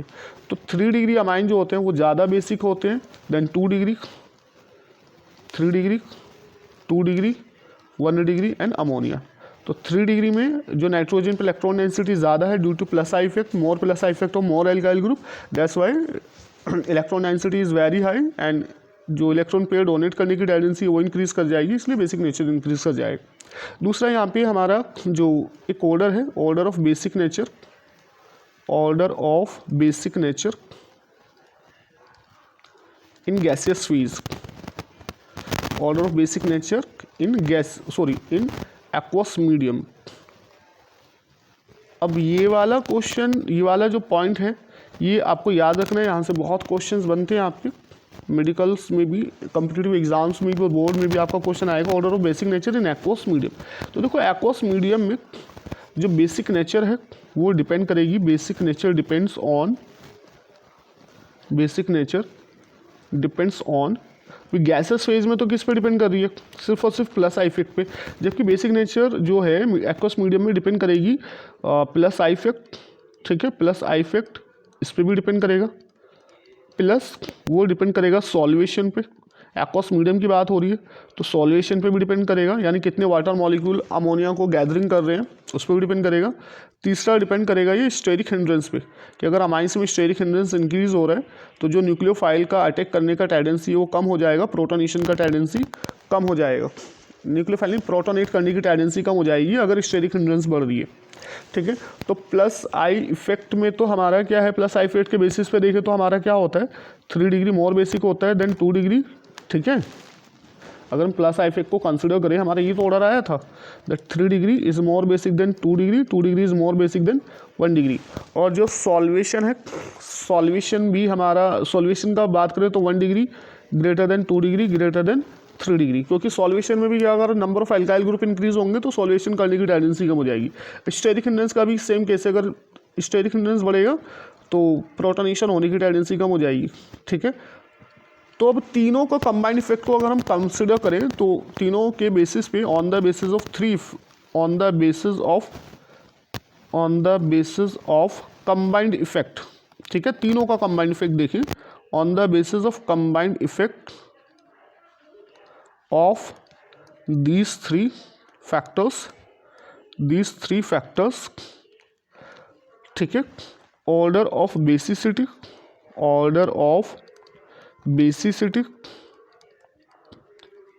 इन एक्वस मीडियम वो क्या आने वाला है, ये बहुत इंपॉर्टेंट है। तो इस केस में हमारा क्या रहता है, 2 degree is more basic than 1 degree is more basic than 3 degree is more basic than ammonia, ये ऑर्डर रहेगा। लेकिन ये ऑर्डर कब रहेगा, जब एल्काइल ग्रुप हमारे पास क्या हो, मिथाइल हो, एल्काइल ग्रुप क्या हो हमारे पास, मिथाइल, ठीक। और ऑर्डर क्या रहेगा हमारे पास, 2 degree greater than 3 degree greater than 1 degree greater than ammonia. और ये ऑर्डर कब रहेगा हमारे पास, जब हमारे पास जो एल्काइल ग्रुप है अमाइन में वो क्या हो, C2H5 हो। ये ऑर्डर आपको याद रखना है, बहुत ज़्यादा इंपॉर्टेंट है ये ऑर्डर एक्वस मीडियम में बेसिसिटी ऑर्डर। तो ये तो हमारी बात होगी बेसिक नेचर को लेके, ठीक है। नेक्स्ट इसमें हम डिस्कस करेंगे जो आपकी रिएक्शंस है अमाइंस की, वो है एल्काइलेशन, ठीक है, एल्काइलेशन रिएक्शन। अब एल्काइलेशन रिएक्शन में क्या है, हम अमाइंस का रिएक्शन किसके साथ कराएंगे, एल्काइल हैलाइड के साथ, ठीक है, ये रहा RNH2 वही है, इसके साथ रिएक्शन कराएंगे, एल्काइल हैलाइड के साथ रिएक्शन कराएंगे, सब्स्टिट्यूशन रिएक्शन है, HX रिमूव होगा यहाँ पे, ठीक है। और क्या बनेगा हमारे पास, R2NH बन जाएगा। फिर से एल्काइल हैलाइड के साथ रिएक्शन करो तो क्या बनेगा हमारे पास, R3N बन जाएगा। फिर से एल्काइल हैलाइड के साथ रिएक्शन कराओ तो क्या बन जाएगा, R4N positive X minus quaternary ammonium salt बन जाएगा। तो यहाँ पे हमारा क्या बनेगा, ये 1 डिग्री अमाइन, ये 2 डिग्री अमाइन और ये 3 डिग्री अमाइन और ये क्वाटर्नरी अमोनियम सॉल्ट, ये एल्काइलेशन रिएक्शन है। तो अगर हम एल्काइलेशन रिएक्शन करें यहाँ पर तो ये कुछ इस तरीके से होगा, लाइक CH3 CH2 NH2, ठीक है। इसका रिएक्शन अगर आप कराओ किसके साथ, CH3Cl के साथ, CH3Cl के साथ रिएक्शन कराएंगे तो क्या बनेगा यहाँ पर हमारा CH3 CH2 NH CH3, ठीक, ये बनेगा। फिर से CH3Cl के साथ ट्रीट कराओ इसको तो HCl रिमूव हो जाएगा, नाइट्रोजन से जाएगा और फिर हमारे पास क्या बनेगा, ये CH3 CH2 N CH3 CH3, मतलब हाइड्रोजन को रिप्लेस कर देना और एल्काइल ग्रुप लगा देना है, ठीक है। नेक्स्ट रिएक्शन देखो जरा, हमारे पास ये है NH2, ठीक है, ये NH2 है। हमने इसका रिएक्शन कराना है CH3I के साथ, CH3I के साथ, तो क्या होना है इसमें हमारा HI रिमूव होगा, यानी आपको हाइड्रोजन रिप्लेस हो जाएगा किस आयोडीन के थ्रू और हमारा मिथाइल ग्रुप जुड़ जाएगा नाइट्रोजन से, तो हमारा क्या बनेगा ये NHCH3 बनेगा। फिर से जब आप CH3 के साथ ट्रीट कराओगे इसको तो फिर से क्या होगा, यहाँ से आयोडीन हाइड्रोजन को लेके चला जाएगा HI, ठीक है, HI हमारा यहाँ पे रिमूव हो गई HI, और मिथाइल जो है वो किसके साथ लग जाएगा, हमारा नाइट्रोजन के साथ लग जाएगा, तो क्या बनेगा हमारा ये कंपाउंड NCH3 होल ट्वाइस, ठीक है। ये एल्काइलेशन रिएक्शन है हमारी, आया समझ में। नेक्स्ट हमारा जो रिएक्शन है वो एसाइलेशन रिएक्शन है, third is acylation, third is acylation reaction. Acylation reaction में क्या होता है, हम अमाइन का रिएक्शन कराते हैं एसिटाइल क्लोराइड के साथ या एसिडिक एनाहाइड्राइड के साथ, ठीक है। रिएक्शन कुछ इस तरह से होगा, एक हमारे पास ये है CH3 CH2 NH2, ठीक, इसका रिएक्शन कराना है हमें CH3 COCl के साथ, एसिटाइल क्लोराइड के साथ रिएक्शन कराना है और ये रिएक्शन होगा बेसिक मीडियम में, ठीक है। अब यहाँ पे रिएक्शन क्या होता है, इस रिएक्शन में आपका जो Cl है ये किसको लेके जाएगा, हाइड्रोजन को, HCl, ठीक है, और ये हमारा कंपाउंड बनेगा CH3 CH2 NH COCH3, ये कंपाउंड हमारा बन जाएगा, इसका नाम हो जाएगा N-इथाइल इथेनामाइड, ठीक है। दूसरा देखो, अगर हम इसकी रिएक्शन कराएं CH3 NH2 की किसके साथ, CH3 COCl के साथ, इसको हम ऐसे भी लिख सकते हैं Cl COCH3, है ना, CH3 COCl है, तो ये जो हाइड्रोजन है किसके साथ जाएगा, Cl के साथ, और ये कंपाउंड होकर हमारा क्या बन जाएगा, बेसिक मीडियम में रिएक्शन होगा, क्या बनेगा CH3 NH COCH3, ये कंपाउंड बन जाएगा हमारा, ठीक है।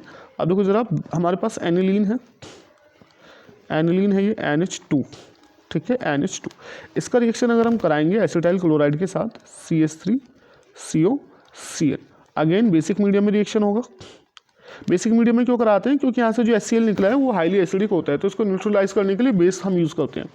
इसमें क्या होगा, ये Cl जो है ये किसको लेके जाएगा, हाइड्रोजन को लेके जाएगा, और कंपाउंड हमारा क्या बनेगा, देखो कंपाउंड हमारा क्या बनेगा NHCOCH3, ठीक। और अगर सेम रिएक्शन हम एसिटिक एनाहाइड्राइड के साथ कराएं, सेम रिएक्शन किसके साथ कराएं हम, एसिटिक एनाहाइड्राइड के साथ, plus CH3 COO CH3 COO, ठीक, बेसिक मीडियम में। तो इसमें हमारा जो कंपाउंड बनेगा वो यही बनेगा, NH एसिटाइलेशन होगा इसका, एनिलीन का, NHCOCH3, ठीक है। यानी आप इसको ऐसे ब्रेक कर लो, ये क्या बना, अब ये जो NH2 से ये H+ किसके पास चला गया, O- के पास, तो ये क्या बना लिए CH3 COOH, आपने इसको ऐसे ब्रेक किया, इस पर कैसा चार्ज जाएगा पॉजिटिव, इस पर कैसा चार्ज जाएगा निगेटिव।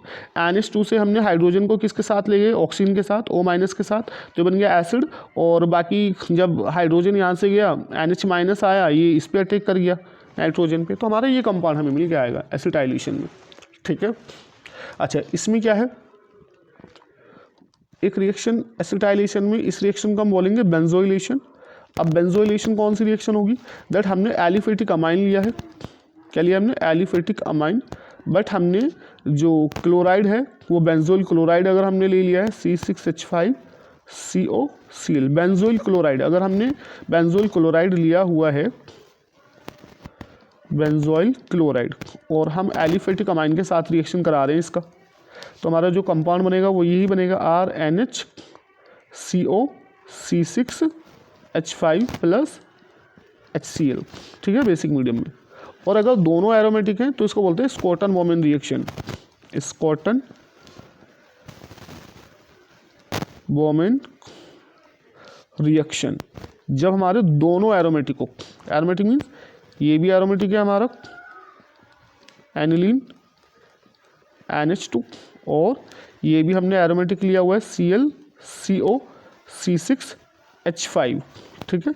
दोनों अगर एरोमेटिक हैं तो इस रिएक्शन को बोलते हैं स्कॉटन बोमेन रिएक्शन, और हमारा कंपाउंड क्या बनेगा C6H5, जो कि आपका बेंजीन नहीं है, C6H5 NHCO(C6H5), ठीक है, ये कंपाउंड हमारा बन जाएगा। तो ये क्या है हमारा एसाइलेशन रिएक्शन। जो हमारा नेक्स्ट रिएक्शन है थर्ड, वो है हमारा कार्बिल अमीन रिएक्शन। बहुत ज़्यादा इंपॉर्टेंट रिएक्शन है ये कार्बिल अमीन रिएक्शन। ये इसको हम बोलते हैं आइसोसाइनाइड टेस्ट और आइसोसाइनाइड टेस्ट। अब इसमें क्या होता है, बहुत ज़्यादा इंपॉर्टेंट रिएक्शन है नीट के लिए, जेई के लिए, और आपका इसके लिए बोर्ड के लिए तो है ऑब्वियसली।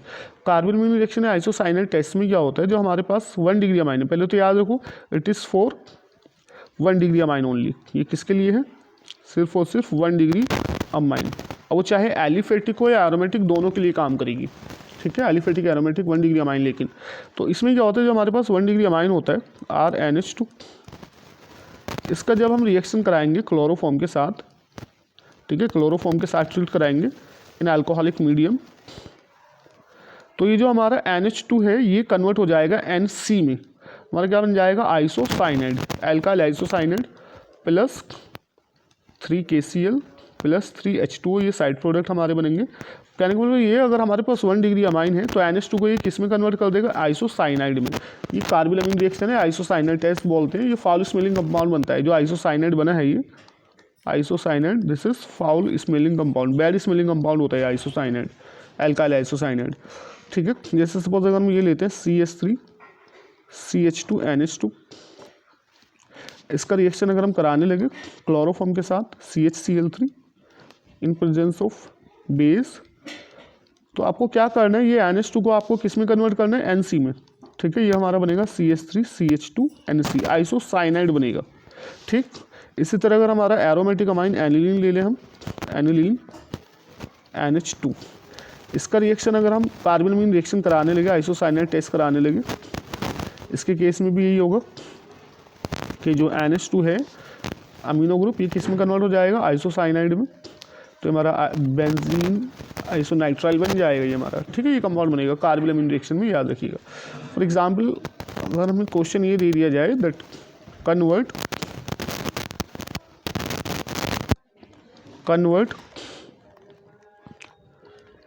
CH3CH3, ठीक है, किस में कन्वर्ट करना है, CH3CH2NC, बल्कि इसको किस में कन्वर्ट करना है हमें, CH3NC, आइसोसाइनाइड बनाना है और 1 कार्बन लेस बनाना है, ठीक है, CH3CH3 इसमें कन्वर्ट करना है इसको। तो देखो CH3CH3 हमारे पास, इसका पहले क्या कर ले हम, क्लोरीनेशन कर लो। क्लोरीनेशन कराओगे तो क्या बनेगा, CH3CH2Cl बन जाएगा, ठीक है, CH3CH2Cl बन गया। देन इसके बाद, ठीक है, इसके बाद इसको एक्वस KOH यूज़ कर लो, एक्वस KOH, तो ये Cl को रिप्लेस कर देगा, सब्स्टिट्यूशन रिएक्शन होगा, क्या बनेगा, CH3CH2OH, ठीक। देन रिएक्शन किसके साथ करा लो, इसका ऑक्सीडेशन करा लो using strong oxidising agent like KMnO4 in alkaline medium. ये किस में कन्वर्ट हो जाएगा, एसिड में, CH3COOH, एसिड में कन्वर्ट हो गया। देन इसके बाद क्या करो, रिएक्शन कराओ इसका किसके साथ, इसका रिएक्शन कराओ अमोनिया के साथ and followed by heating, then heating करने के बाद इसका रिएक्शन करा दो किसके साथ, Br2 + KOH। तो देखो पहले एसिड अमोनिया के साथ रिएक्शन करके अमोनियम एसिटेट करेगा, फिर हमने इसको हीट कर दिया, अमाइड बनेगा। अमाइड के साथ हम क्या यूज़ कर रहे हैं, अमाइड के साथ हम यूज़ कर रहे हैं Hoffmann bromide degradation reaction Br2QH। तो यहाँ से क्या बनेगा, 1 कार्बन लेस अमाइन बनेगा CH3NH2, ये बनेगा ना। देन अब 1 डिग्री अमाइन हमारा बन गया, इसको हमें किस में कन्वर्ट करना है, आइसोसाइनाइड में।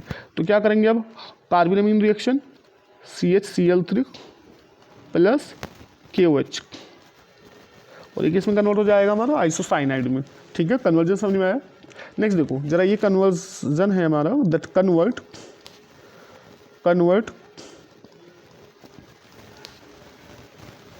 CH3 CH2NH2 ethanamine. ठीक है, या ये ले लेते हैं, दैट कन्वर्ट CH3CN, ठीक है, इनटू CH3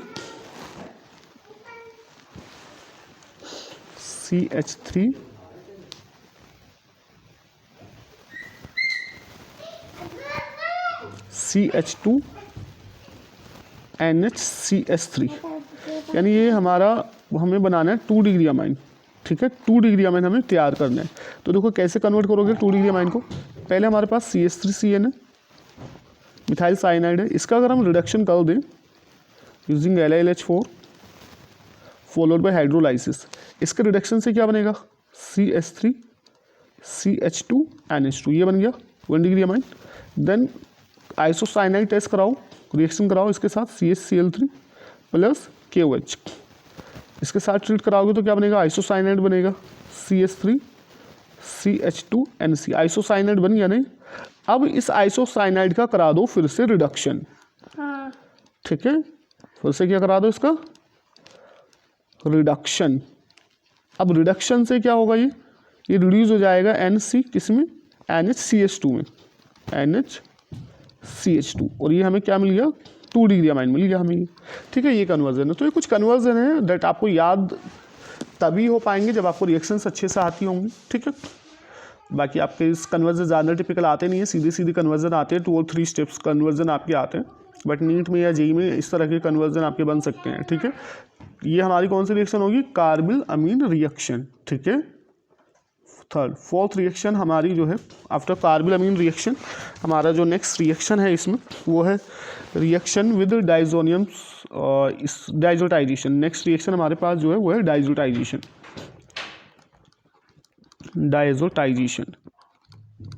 ठीक है, अब डाइजोटाइजेशन रिएक्शन में क्या है, इसका जो रिएक्शन है, जो हमारे पास अमाइन है, ठीक है, CH3 CH2NH2, हम जब इस अमाइन को ट्रीट कराते हैं sodium nitrite NaNO2 plus HCl, ठीक है, और ये 0 to 5 डिग्री सेल्सियस पे होता है रिएक्शन, और यहाँ पे हमारा NaNO2 HCl से क्या जनरेट होता है, HNO2। तो कई बार रिएक्शन आता है रिएक्शन विद HNO2। अब डाइजोटाइजेशन लिख दें या अमाइन का रिएक्शन हम क्या लिख दें, रिएक्शन विद HNO2। ठीक है, एक ही है दोनों, HNO2 के साथ रिएक्शन क्या है, डाइजोटाइजेशन। तो इसमें आप NaNO2 HCl के साथ भी दिखा सकते हैं, या INS2, यानी यहाँ पे NaNO2 HCl के रिएक्शन से क्या जनरेट होता है, HNO2, फिर HNO2 फर्दर रिएक्शन करता है इनके साथ। तो इसमें हमारा पहले क्या बनता है, डाइजोनियम क्लोराइड बनता है, CH3 CH2 NH2 positive Cl minus. अब ये क्या होता है, एलिफेटिक डाइजोनियम सॉल्ट जो होता है ये अनस्टेबल होता है। ठीक है, और ये आपका किस में कन्वर्ट हो जाता है, एक्वस मीडियम में, एक्वस मीडियम में वाटर के साथ रिएक्शन करके किस में कन्वर्ट हो जाता है, ये अल्कोहल में, CH3 CH2OH प्लस हमारा नाइट्रोजन क्या हो जाता है, रिप्लेस हो जाता है। अब ये रिएक्शन इसलिए इंपॉर्टेंट है क्योंकि इसमें हमने अमाइन को किस में कन्वर्ट किया है, अमाइन को किस में कन्वर्ट किया है, इसमें हमने अल्कोहल में, अमाइन को किस में कन्वर्ट किया है, अल्कोहल में। तो अगर कहीं ज़रूरत है अमाइन से अल्कोहल बनाने के लिए तो डाइजोटाइजेशन रिएक्शन हम यूज़ कर सकते हैं, लेकिन ये एलिफेटिक के लिए, एरोमेटिक के लिए नहीं है। ठीक है, दूसरा अगर हम 2 डिग्री अमाइन लेते हैं, ये वाला हमारा अमाइन कैसा था, 1 डिग्री अमाइन। कैसा अमाइन था ये, 1 डिग्री अमाइन। और अगर हम इसका रिएक्शन कराएं 2 डिग्री अमाइन के साथ, यानी हम 2 डिग्री अमाइन ये ले लें R2NH, 2 डिग्री अमाइन। ठीक है, इसका रिएक्शन अगर हम इसके साथ कराते हैं NaNO2 प्लस HCl और HNO2 0 to 5 डिग्री सेल्सियस पे, तो मुझे कंपाउंड मिलेगा वो ये मिलेगा R2NO।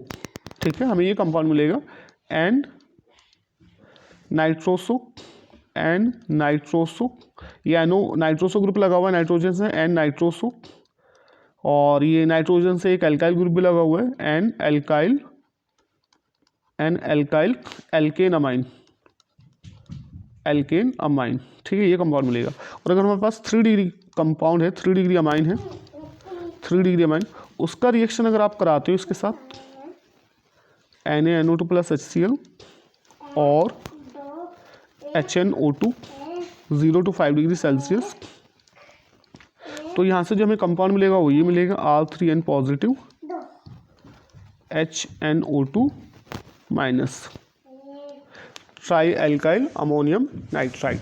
क्या बोले इसको? ट्राई एल्काइल, 3 एल्काइल ग्रुप है, ये क्या हो जाएगा? ट्राई एल्काइल अमोनियम नाइट्राइट, ठीक है। अब ये वाला जो रिएक्शन है, दिस रिएक्शन, देखो यहाँ पे प्राइमरी सेकेंडरी और टर्शियरी अमाइन अलग अलग प्रोडक्ट बना रहे हैं सेम रिएजेंट के साथ रिएक्शन करके। तो ये जो रिएक्शन है, this reaction can be used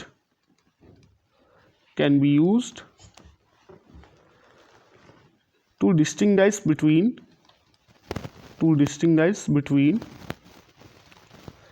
1 degree, 2 degree और 3 डिग्री अमाइन।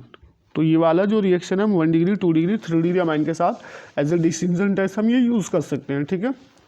नेक्स्ट जो हमारा रिएक्शन है आफ्टर दिस, 5th रिएक्शन हमारा है reaction with benzene sulphonyl chloride, reaction with benzene, और ये बहुत इंपॉर्टेंट रिएक्शन है, reaction with benzene sulphonyl chloride, और it can be said as और हिंसबर्ग टेस्ट। अब याद रखो नाम आ गया हिंसबर्ग टेस्ट, तो हिंसबर्ग टेस्ट जो होता है वो 1 डिग्री, 2 डिग्री और 3 डिग्री अमाइन के लिए डिस्टिंक्शन टेस्ट होता है। It is test for 1 degree, 2 degree और 3 डिग्री अमाइन, ठीक है, इनके लिए टेस्ट होता है। अब इसमें जो हिंसबर्ग टेस्ट में हम यूज़ करते हैं हिंसबर्ग रिएजेंट, ठीक है, हिंसबर्ग टेस्ट में हम क्या यूज़ करते हैं? Hinsberg reagent.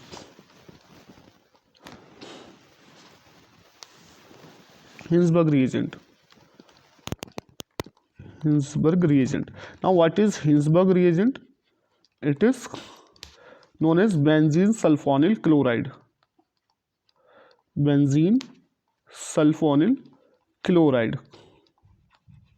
ठीक है, बेंजीन सल्फोनिल क्लोराइड, ये होता है हमारा हिंसबर्ग रिएजेंट, जिसके साथ हम 1 डिग्री, 2 डिग्री, 3 डिग्री अमाइन करेंगे और हमें अलग अलग रिएक्शंस देखने को मिलेंगी। तो देखो अगर हमारे पास 1 डिग्री अमाइन है, R2NH 1 डिग्री अमाइन हमने लिया हुआ है, इसका रिएक्शन अगर हम कराएंगे बेंजीन सल्फोनिल क्लोराइड के साथ, तो ये स्ट्रक्चर होता है इसका ClSO2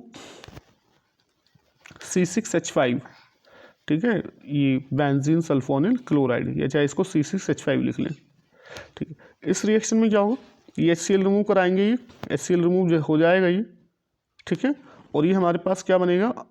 1 डिग्री अमाइन लेना है ना हमें, ये पहले किसके साथ कराना है? 1 डिग्री अमाइन के साथ, ये है RNH2, this is 1 degree amine, ठीक है। इसका रिएक्शन कराएंगे बेंजीन सल्फोनिल क्लोराइड के साथ ClSO2 C6H5, ठीक है, बेंजीन, ये हमारा हिंसबर्ग रिएजेंट है, बेंजीन सल्फोनिल क्लोराइड। इसके साथ रिएक्शन कराएंगे, ये Cl क्या करेगा? इस हाइड्रोजन को लेके चला जाएगा, एक हाइड्रोजन को, ठीक है, -HCl, और ये हमारा कंपाउंड बनेगा RNHSO2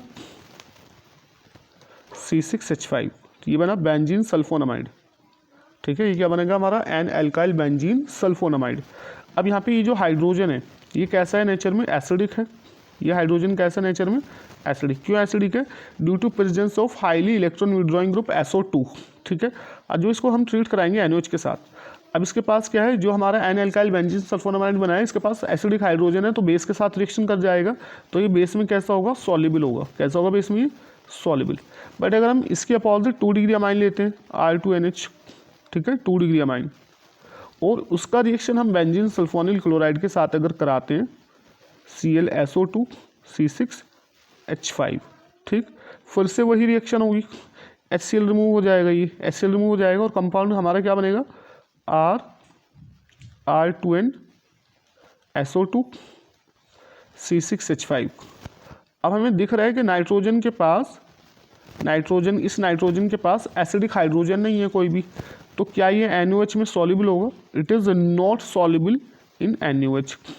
तो 2 डिग्री अमाइन का ये केस है कि वो N alkyl benzene N di alkyl benzene sulphonamide बनाएगा, लेकिन वो NaOH में इंसॉल्युबल होगा, जबकि प्राइमरी अमाइन जो सल्फोनामाइड बनाएगा वो NaOH में सॉल्युबल होगा। बट अगर हम बात करें 3 डिग्री अमाइन की, R3N, तो इसके पास हाइड्रोजन ही नहीं है जो Cl के साथ रिप्लेसेबल है ना, रिप्लेसेबल हाइड्रोजन नहीं है ना इसके पास, तो ये हिंसबर्ग टेस्ट देगा ही नहीं, नो रिएक्शन। तो यहाँ पे ये जो है हिंसबर्ग टेस्ट, ये हमारा यूज़ होता है 1 डिग्री 2 डिग्री और 3 डिग्री अमाइन के डिस्टिंक्शन टेस्ट के लिए। बात समझ में आई? देखो 1 डिग्री अमाइन रिएक्शन कर रहा है, बेंजीन सल्फोनामाइड बन रहा है, हाइड्रोजन एसिडिक मिल गया उसको, NaOH के साथ सॉल्युबल हो गया। लेकिन 2 डिग्री अमाइन ने बेंजीन सल्फोनामाइड बनाया, N di alkyl benzene sulphonamide, लेकिन वो NaOH में क्या हो गया? नॉट सॉल्युबल या इनसॉल्युबल, क्योंकि इस पास एसिडिक हाइड्रोजन नहीं है। 3 डिग्री अमाइंस में नाइट्रोजन के पास है नहीं हाइड्रोजन, तो इसलिए वो रिएक्शन में ही नहीं जाएगा।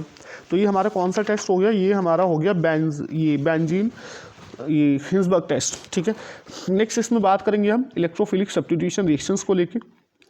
नेक्स्ट इज ये कौन सी रिएक्शन हमारी? 6th हमारा जो इसमें है electrophilic substitution reaction.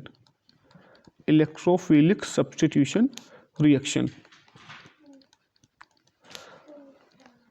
Electrophilic substitution reaction देखो बहुत आता है हिंसबर्ग टेस्ट। ठीक है, क्वेश्चन आए हुए भी हैं आपके नीट में, जेई में हिंसबर्ग टेस्ट को लेकर।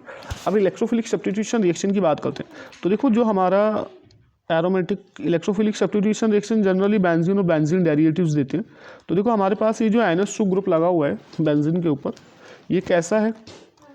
ये इसके पास lone pair of electron donate करने के लिए है बेंजीन को। ठीक है, तो ये कैसा है? इलेक्ट्रॉन डोनेटिंग ग्रुप है।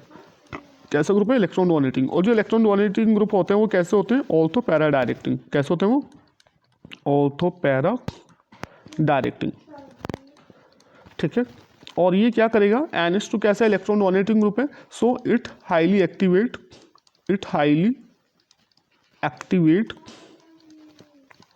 Benzene, it highly activate benzene towards electrophilic substitution reaction. ये क्वेश्चन भी आता है कि एनिलीन हाईली एक्टिवेट क्यों होते हैं इलेक्ट्रोफिलिक सब्स्टिट्यूशन रिएक्शन के लिए? तो रीज़न ये है, बेंजीन एनिलीन में जो आपका NH2 ग्रुप है ये इलेक्ट्रॉन डोनेटिंग ग्रुप होता है, जो बेंजीन के ऊपर इलेक्ट्रॉन डेंसिटी को क्या कर देता है? इलेक्ट्रॉन डेंसिटी को बढ़ा देता है। इलेक्ट्रॉन डेंसिटी को क्या कर देता है? इंक्रीज कर देता है ड्यू टू रेजोनेंस, जिस वजह से ये हाईली एक्टिवेट हो जाती है बेंजीन इलेक्ट्रोफिलिक सब्स्टिट्यूशन रिएक्शन के लिए। तो पहले हम इसमें रिएक्शंस पढ़ेंगे ब्रोमिनेशन। ठीक है, फर्स्ट इज ब्रोमिनेशन। देखो ब्रोमिनेशन समझ लो, ब्रोमिनेशन में क्या होता है इसमें? तो देखो जब हम इसका एनिलीन का रिएक्शन कराते हैं,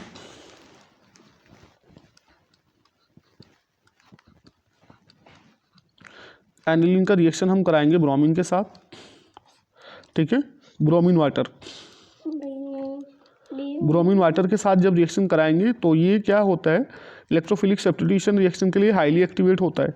तो ये तीनों पोजीशन पे यहाँ पे ऑर्थो और मतलब ट्राई सब्स्टिट्यूटेड प्रोडक्ट हमारा मिलता है, हमें सब्स्टिट्यूशन हो जाता है, ट्राई सब्स्टिट्यूटेड प्रोडक्ट मिलता है हमारा। ये बनेगा हमारा 2,4,6 ट्राइब्रोमो एनिलीन, जो कि वाइट प्रेसिपिटेट होता है, एनिलीन वाइट पीपीटी। तो ये क्या होता है? NH2 ने हाईली एक्टिवेट कर दिया बेंजीन रिंग को इलेक्ट्रोफिलिक सब्स्टिट्यूशन रिएक्शन के लिए, इसलिए 3 बार क्या हो गया यहाँ पे? सब्स्टिट्यूशन हो गया और हमारा 2,4,6 ट्राइब्रोमो एनिलीन बन गया। बट अगर हम NH2 के एक्टिवेटिंग इफेक्ट को कम करते हैं, ठीक है भाई, यहाँ पे जो हमारा NH2 है इसके जो हाईली एक्टिवेटिंग इफेक्ट है इसको अगर हम कम कर दें, कैसे कम करेंगे? इसका एसिटाइलेशन करा दो। ठीक है, CH3COCl। जब इसका एसिटाइलेशन करा देंगे तो हमारा ये क्या बन जाएगा?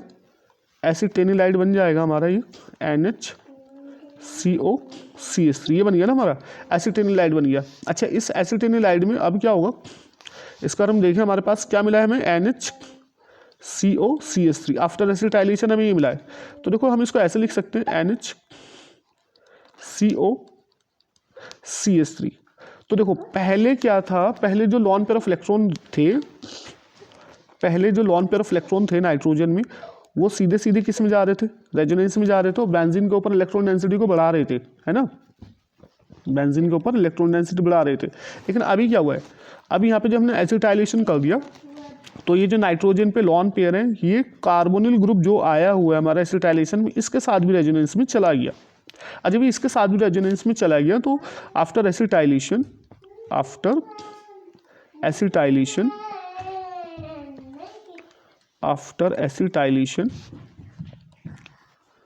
the activating effect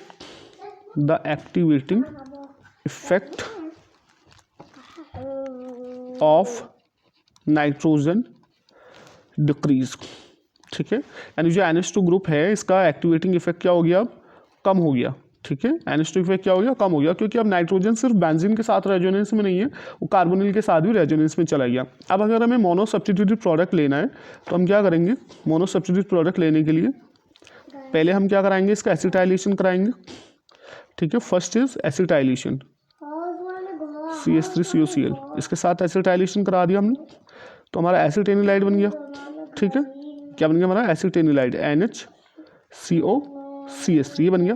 इसके बाद हम ब्रोमिनेशन करेंगे और ब्रोमिनेशन के लिए हम एसिड यूज़ कर लेंगे यहाँ पे, ठीक है, CH3COH, लुईस एसिड यूज़ नहीं करेंगे क्योंकि स्टिल जो हमारा नाइट्रोजन है वो अभी भी एक्टिवेटिंग है ना, NHCOCH3, और जो मेजर होता है हमारा पैरा होता है तो पैरा ब्रोमो एसिटेनिलाइड बन जाएगा। फिर इसका हम हाइड्रोलाइसिस कर देंगे एसिडिक मीडियम में, और ये जो एसिटेनिलाइड ग्रुप है NHCOCH3 ये किस में कन्वर्ट हो जाएगा, NH2 में। आफ्टर हाइड्रोलाइसिस ये किस में कन्वर्ट हो जाएगा, इसमें। तो हमें पैरा ब्रोमो एनिलीन हमें मिल जाएगा, क्या मिल जाएगा हमें, पैरा ब्रोमो एनिलीन। तो देखो डायरेक्ट इसका ब्रोमिनेशन होगा नहीं, हमें इनडायरेक्टली ही जाना पड़ेगा। कैसे जाना पड़ेगा, इनडायरेक्टली, अगर हमें एनिलीन का ब्रोमिनेशन कराना है। अगर हमें मोनो सब्स्टिट्यूटेड चाहिए तो इनडायरेक्टली जाना पड़ेगा, पहले एसिटाइलेशन कराएंगे, फिर ब्रोमिनेशन, फिर हाइड्रोलाइसिस, ठीक है। अब देखो जरा दूसरा रिएक्शन हमारे पास इसमें है नाइट्रेशन, ठीक है, सेकेंड इज नाइट्रेशन। अब नाइट्रेशन समझ लो, जब हम नाइट्रेशन कराएंगे, है ना, एनिलीन का नाइट्रेशन कराएंगे। अब एनिलीन कैसा, हमारा ऑर्थो पैरा डायरेक्टिंग, तो जो हमारा नाइट्रो ग्रुप है, ठीक है, वो किधर जाना चाहिए, ऑर्थो पोजीशन पर और पैरा पोजीशन पे जाना चाहिए, ठीक है। इसका नाइट्रेशन कराएंगे यूजिंग HNO3 प्लस H2SO4। इस बात को समझो, जो हमारे ऊपर NH2 ग्रुप लगा हुआ है, सॉरी बेंजीन के ऊपर जो NH2 ग्रुप लगा हुआ है वो कैसा इलेक्ट्रॉन डोनेटिंग ग्रुप है और ऑर्थो पैरा डायरेक्टिंग है।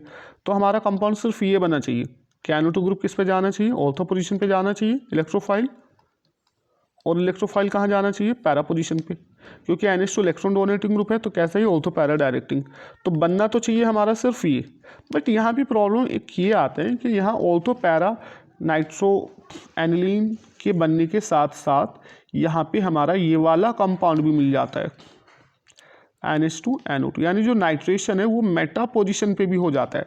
अब क्वेश्चन ये बनता है कि जो NH2 जो है हमारा ऑर्थो पैरा डायरेक्टिंग है, तो after nitration how Meta nitro aniline produce,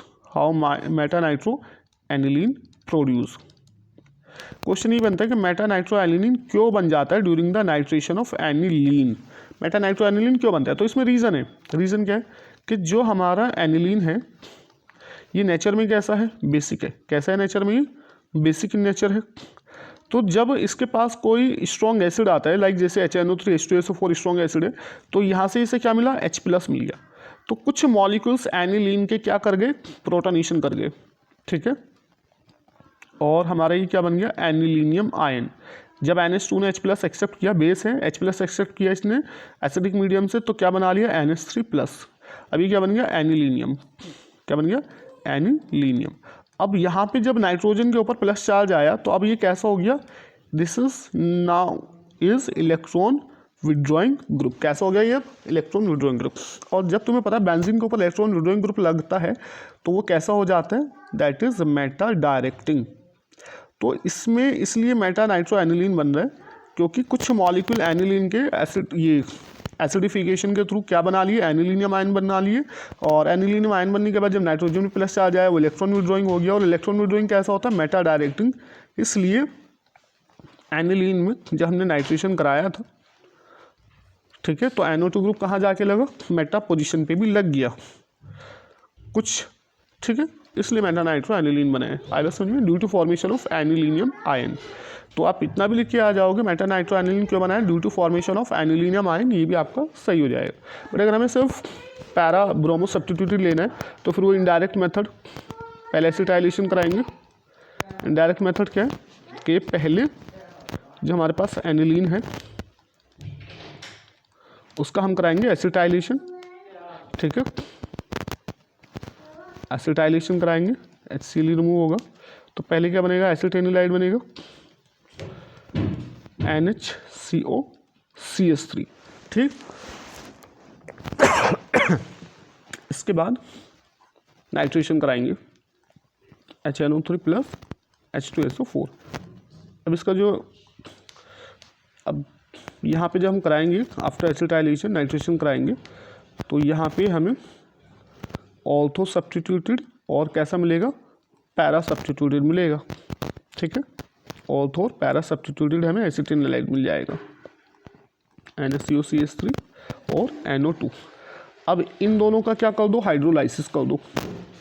इन दोनों का जो ऑर्थो पैरा सब्स्टिट्यूटेड मिले इनका क्या कर दो, हाइड्रोलाइसिस एसिडिक मीडियम में, ठीक है, तो हमें क्या मिल जाएगा, ऑर्थो और पैरा सब्स्टिट्यूटेड प्रोडक्ट मिल जाएंगे।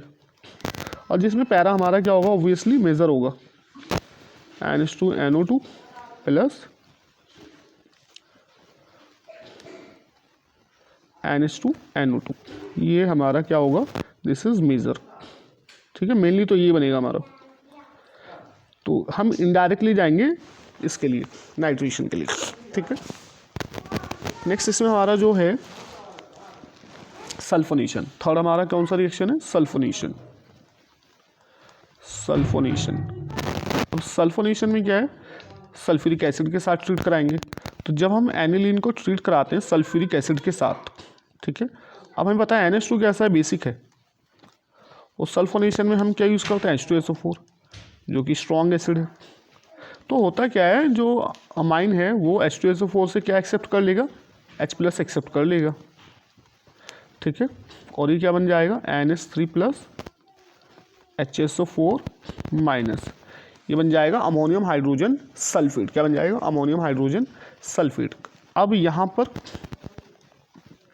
ये प्रोटॉन ट्रांसफ़र होता है और ये हमें कंपाउंड मिल जाता है आफ्टर रीअरेंजमेंट, ये हमें मिलेगा NH2SO3H, सल्फेनिलिक एसिड, सल्फेनिलिक एसिड। अच्छा यहाँ पे एक बात और कि यहाँ पे क्या है, अब जब एक कंपाउंड में एसिडिक और बेसिक दोनों ग्रुप प्रेजेंट हो, जैसे NH2 बेसिक है और SO3H एसिडिक है, तो बेस का काम क्या होता है, जो फंक्शनल ग्रुप होता है एसिडिक उससे H+ लेने का। तो यहाँ पे क्या होगा, यहाँ पे आपका NH3 प्लस बन जाएगा, ये SO3H से क्या ले लेगा, H+, और ये बन जाएगा SO3 माइनस। तो जब एक ही कंपाउंड में आपका पॉजिटिव नेगेटिव चार्ज दोनों प्रेजेंट होते हैं तो हम उसको बोलते हैं zwitter ion.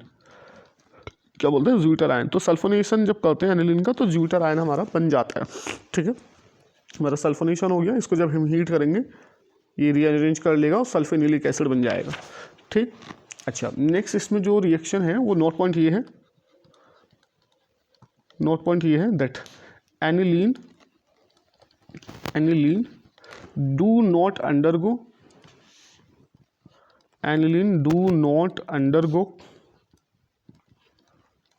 Friedel-Crafts reaction, do not undergo Friedel-Crafts reaction। ये Friedel-Crafts reaction नहीं देता है, do not undergo Friedel-Crafts reaction due to formation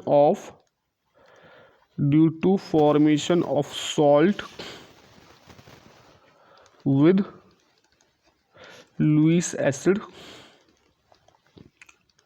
AlCl3। तो होता क्या है, जब हम एनिलीन को ट्रीट कराते हैं एल्काइलेशन रिएक्शन के लिए, ठीक है, एल्काइलेशन रिएक्शन के लिए हम क्या लेंगे, CH3Cl प्लस AlCl3, ये तो लेते हैं एल्काइलेशन के लिए, CH3Cl एल्काइल क्लोराइड जो रिएजेंट हम यूज़ करते हैं, और एनाहाइड्रस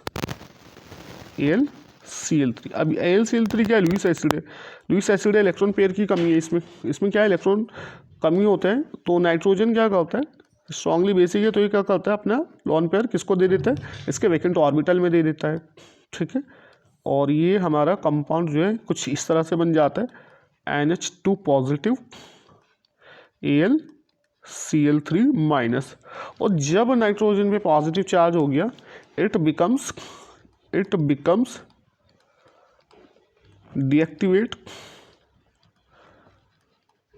deactivate towards electrophilic substitution reaction. अब ये इलेक्ट्रोफिलिक सब्स्टिट्यूशन रिएक्शन नहीं देगा।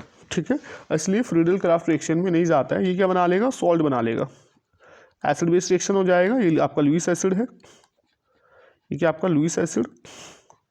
और ये कैसा है हमारा नेचर में? एनिलीन कैसा नेचर में? बेसिक।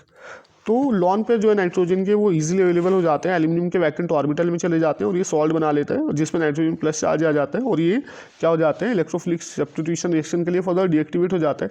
इसलिए एनिलीन क्या है? फ्रीडल क्राफ्ट रिएक्शन नहीं देते हैं। ठीक है, तो ये हमारा कंप्लीट हो जाता है यहाँ पर अमाइन। ठीक है, ये हमारा क्या कंप्लीट हो जाता है बेटा? अमाइन। नेक्स्ट हमारा इसमें डाइजोनियम सॉल्ट बचा हुआ है, डाइजोनियम सॉल्ट पे डिस्कस करेंगे हम। इसके बाद हमारा अमाइन कंप्लीट हो जाएगा। बट जितना भी इसमें आपको बताया गया वो सारा कंप्लीट कर लेना। ठीक है, ऑलमोस्ट आपका अमाइन और एनिलीन कवर हो गया, अमाइन और एनिलीन। बाकी जो क्वेश्चंस हैं वो अलग से मैं क्वेश्चंस आपको करा दूंगा एनसीईआरटी। जब हम एनसीईआरटी सॉल्यूशन तैयार करेंगे, वीडियो बनाएंगे एनसीईआरटी सॉल्यूशन पे, कुछ स्पेसिफिक क्वेश्चन जो मोस्ट इंपॉर्टेंट क्वेश्चंस हैं आपके बोर्ड में और नीट में, उन पे जब क्वेश्चंस तैयार करेंगे, वीडियो बनाएंगे, तब आपके उसमें क्वेश्चंस कवर हो जाएंगे। बट ये आप सारा स्टडी करके अपने क्वेश्चंस बना सकते हो। ठीक है बेटा।